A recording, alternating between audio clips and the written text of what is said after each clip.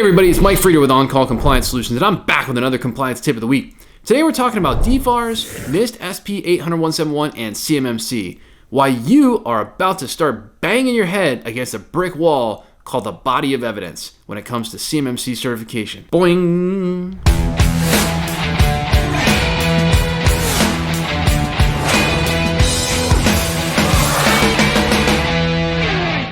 So hey, if you're a defense contractor who's feeling overwhelmed, tired, and alone, trying to understand all of this DFARS, NIST SP 800-171, and CMMC compliance stuff, I've got great news for you. You've found your home here at On-Call Compliance Solutions, where we can help you transform into your company's on-call compliance hero. Let's jump into it. So everybody, it's great to be back. I know we've had like this lull in content. The truth of the matter actually is that we, On-Call, are actually under a DBCAC audit right now for certified third-party assessing. So we've been a little bit busy getting everything ready, getting our own evidence taken care of. Not that it didn't already exist anyway, but there's a lot of back and forth. We're learning quite a bit. So look, I hope you've been doing well, and it's great to be back. This week, we're going to explore a topic that is truly something that we here at On-Call have been banging our own heads against the wall with over the past few weeks as we prepare for that C3PAO audit. And today, I'm going to try super hard to help you not get as banged up as we have been and understand what on earth this body of evidence stuff is really all about. So with CMMC becoming reality in terms of becoming a formal law now, it's time to really drive into the CMMC assessment protocol, or the CAP, or the CMMC CAP, or certification assessment process, or whatever it is, the CAP, because CMMC wasn't enough letters, and so they wanted to just add 3 more you need to know. The CAP essentially is a standard operating procedure for how CMMC certification assessments are run. Now, for the most of us out here in the defense industrial base, that is the companies out there doing defense work or subcontract work. Inevitably, you are going to probably have some cloud solutions. It's almost really kind of a given. I say this because generally speaking, it's pretty tough to operate in most cases without at least a compliant email solution such as Office 365, GCC High, or other similar solutions. There are rare birds out there who rely on their prime who is sending them the work exclusively, but again, I would call that the exception in my experience. So, as it turns out, when using a cloud service provider, that provider must meet or inherit at least a FedRAMP moderate baseline or equivalent security status that is recognized by the government. So the obvious thing to do here is to go get yourself into only FedRAMP moderate or higher rated solutions, right? So while the challenge is that it turns out that's not quite so easy, many cloud solution providers offer a government-specific version of their cloud services. So we always recommend to our clients to allow us to help with solution selection, which includes asking if there is a government version of the solution available. Here's a great example. Salesforce comes in Salesforce, which tons of companies use, happens to also have a Salesforce for Government solution. And if you didn't know that, you could get caught fully non-compliant with your cloud solution provider, which surely houses CUI, if for no other reason than you are identifying who your clients are in the billing system and customer CRM systems, which is enough to pretty much get you creating CUI. So, in cases where you have to leverage a non-FedRAMP moderate rated cloud solution, the best you may be able to do in that case is go for demonstrating they meet what is called FedRAMP moderate equivalency. Now, I'm just going to tell you that all this equivalency stuff is going to create a massive headache for so many DIB companies. And there are so many ways that headaches get created. Here's a few examples. Every 3 years, those who are FedRAMP authorized have to go through a reauthorization process, which is not short apparently. Ask me how I know. Because at the time of this video recording, guess who's going through reauthorization? Well, any guesses? Microsoft! Yes, which means that if you have GCC High, you have to show an assessor how Microsoft meets equivalency instead of just being able to say, oh, they're FedRAMP compliant, go check out the marketplace. Because apparently that just doesn't work in an audit. Which they are, except during reauthorization or renewal, or if they fail something. Or whatever it is they're going through, conveniently, during the exact moment that we happen to be going through an audit of our own, yeah, that's awesome, right? How freaking convenient. But hey, you know what, guys? I'll be honest with you. I'd rather us go through this first.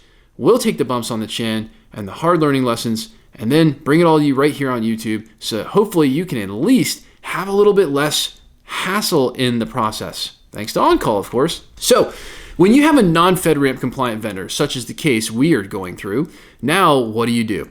I mean, it's kind of hilarious, really, because they are compliant, but they're not so we can the burden. Man, my script writer, I'm going to fire that guy, I swear. The English is like below third grade level. Anyway, but they are not so we can burden just because we have awesome timing. I don't know. You get the point, guys. Look, like the time around the seagull landed on our desk. And hey, in all fairness, let's be honest, we have a lot of seagulls that kind of land on our desk. And at the end of the day, you know what? They leave us some really nice shiny gifts. This is probably one of them, Microsoft going through a reauthorization in the middle of our C3PAO audit. But let me tell you what, if it could happen to me, it can happen to you too. So what does the cap say about this scenario? Well, it doesn't matter because DibCAC actually doesn't even use the cap yet. But here's what the cap does say, and I think they're generally kind of following the same procedures in our audit. In determining whether the external cloud service provider meets the FedRAMP moderate equivalency requirement, the C3PAO assessment team shall examine whether the OSC, that's me, the organization seeking certification, soon it's going to be you, the organization seeking certification, has met the following two criteria. Number one, the OSC or the external cloud service provider has provided a body of evidence documenting how the external cloud service provider's security controls are equivalent to those provided by the FedRAMP moderate baseline standard. And two, said body of evidence has been attested to by an independent, credible professional source. In Microsoft's case, it's a company called Kratos, or I don't know, but it's spelled with a K. And I'm sure they're a very reputable company. I don't know them very well, but man, if you can audit Microsoft, man, kudos to you. That's impressive. If the C3PAO assessment team's examination concludes that both criteria have been met, the OSC's external cloud service provider can be considered to have met the FedRAMP moderate equivalency requirement, and the C3PAO should consider the DFARS 7012 requirement satisfied. If the C3PAO assessment team's examination concludes that both criteria have not been met, then the assessment findings shall reflect that the in-scope CMMC practices for which the external cloud service provider is responsible be scored as not met. So, this is where the cloud solutions you are using to store, process, and transmit CUI are absolutely critical, you guys. Let me tell you. Go ask a typical commercial product support team for a body of evidence, and let's see what their support team comes back with. They're going to be pretty clueless. Very few cloud providers out there are doing anything more than SOC 2. And let me tell you, this body of evidence is way beyond anything like that. When I finally got the correct package from Microsoft, first off, there's so much drama involved in getting this. I mean, there's like a special team at Microsoft you have to go to get this evidence, and then they don't really want to give it to you, but they'll give it to you, and then it turns out Microsoft's system for getting the evidence is actually broken, and then they told me that there's an alternative, but that alternative is broken, and then they finally just said, screw it, I'm going to actually just email you the evidence in zip files. Dude. 450,000 defense contractors have to go through this. You guys. That's why I'm here on YouTube. I'm like, I swear, I'm here because none of this makes any sense. None of this makes sense. Hey, you know what? You guys have like real companies to run out there, right? Like real IT departments supporting real defense stuff going on. Like, dude, nobody needs this. Even I don't need this. But you know what? It's fine. Because at the end of the day, you know what? There's a good reason behind it. Keeping you guys safe, keeping my company safe, keeping your company safe from all these attackers out there. So we just have to remember, there's a reason. There's a reason. It doesn't always make sense, but there's a reason. Anyway, so we get this package from Microsoft after like weeks of banging our head against the wall with them. 21 files, hundreds, probably thousands of pages. And then a bunch of those files have embedded files. Like literally there's like a Word document and it's got like 20 Excel spreadsheets that are embedded in it. So I don't really know how many total files there are, but it's a lot. All right. The whole package is 30 megabytes. And again, look, I'm not saying 30 megabytes is like a ton, but when you think that's just like text and pictures, right, and not big pictures, like it's a massive amount of documentation. That is not a small amount of documentation. And again, it has to meet these very specific requirements and standards. That is why it is absolutely critical to not have CUI in any non-compliant cloud environment. I mean, there are lots of reasons not to, But to deal with the body of evidence, that is maybe the number one reason, because nobody who's not in this government space is going to produce this for you. Like, and it's not something you can go gather yourself. Oh man. Okay. So finally, after a couple of weeks of going back and forth with Microsoft support, right? Because their system is like literally, they have this thing called the Trust Center. The Trust Center is broken. We can't get access to it. I'm like, hey, what's going on? I can't get to these documents. And they're like, no, we gave you the link, and back and forth and back and forth. And finally, somebody realizes, oh, it turns out this whole system is broken for everybody. I'll just digress. Finally, figuring out the right team to work with over there, we have some success. We get the BOE, or body of evidence, and then we have one last step, the dreaded shared responsibility matrix. That is, what security controls is the cloud service provider taking care of? What are you responsible for as the customer? And precisely, how are those controls solved for by each party? Now look, I'm going to, for sure, do a separate video on the shared responsibility matrix. It's a thing, right? It's such a poorly understood or documented thing. I mean, I practically feel like it's a big gotcha. Like, it kind of is. It's a big gotcha moment when it comes to the CMMC assessment process. And you guys know I really hate gotchas, all right? Like, I like to be prepared. All I want to do is pass the test, right? That's all any of you want to do. I just want to do what I'm supposed to do on the front end, walk into the assessment, and kill it. That's what anybody would want to do, especially when it comes to things like this for small to mid-sized businesses. I mean, let's be honest, SMBs, defense contractors, are held to the identical standard of much, much larger businesses, but without the resources being time on staff, money, etc., to meet these requirements. That's exactly why On-Call does what it does, especially right here on our YouTube channel, with a lot of our marketing and our small to mid-sized business friendly pricing on compliance health. Don't get me wrong, I take care of the big ones too, and I love them, and honestly, we're still way affordable for those guys too, but we recognize there's not very many affordable solutions when it comes to the small defense contractors out there under say, like 500 employees. Even if you're one employee, doesn't matter. We got a program for that too. So the shared responsibility matrix is something you should be getting from your cloud solution provider. As I said, it takes each applicable control and explains whether they are fully responsible, partially responsible, or not responsible for the implementation of security requirements to meet that control. Basically, what are they responsible for and what are you responsible for?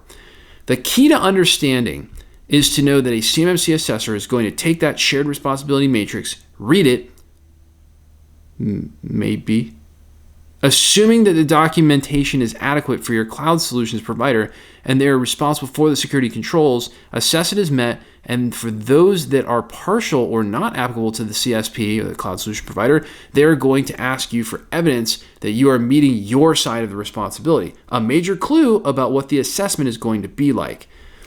So when we twist it around and we figure this out, we do kind of have a clue about what the questions are that the assessors are going to ask us. This is very educational. So, okay, we're getting somewhere. Great. Now, if you are super crafty, like we are, I personally like to be over-prepared so that I am not trying to figure out what to do during an assessment. Here's a hint. I took that shared responsibility matrix and I added a column to it. Oh, yes, I did.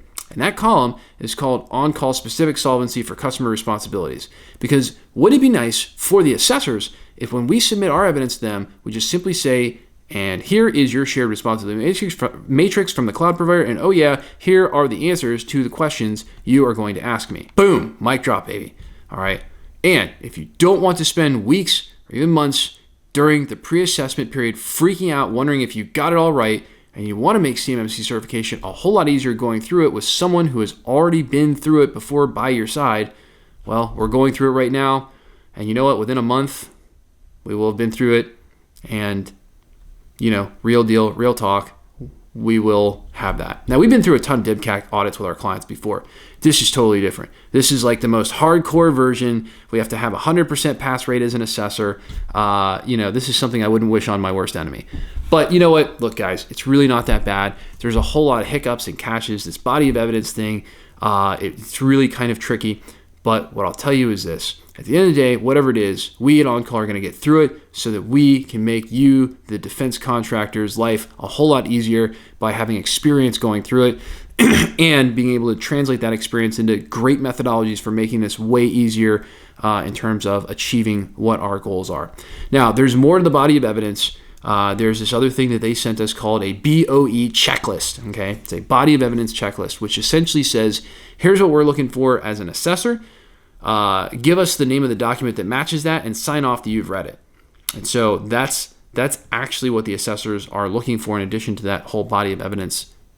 Well, the body of evidence, all the documentation. So they're going to give you a checklist and say, this is what we're looking for. And then you have to sign off on that saying, yep, I've got it. Here's the file name. And I'm signing off that I've read it. All of the thousands and thousands of pages of it. Hey, at On Call, we take defense contractors who've had the DFARS, NIST, CMMC, ITAR, and EAR information security compliance stuff dropped in their laps like a seagull on a sunny day. And we teach you how to level up and be a proper on-call compliance hero for your company, eliminating gaps, gray areas, and getting this solved, all while showing you how to leverage compliance as your secret weapon to land more defense work with higher profit margins. Now that's what becoming an on-call compliance hero can do for you. If you're looking for more help getting compliant, our compliance experts are always on call for you. Visit cmmccompliancesecrets.com or check out the description below for links to get help right now. If you love the content we're putting out here for you, help us out with a big thumbs up on that like button, or even better, smash the subscribe button to get the latest compliance content as soon as our compliance nerds roll it out.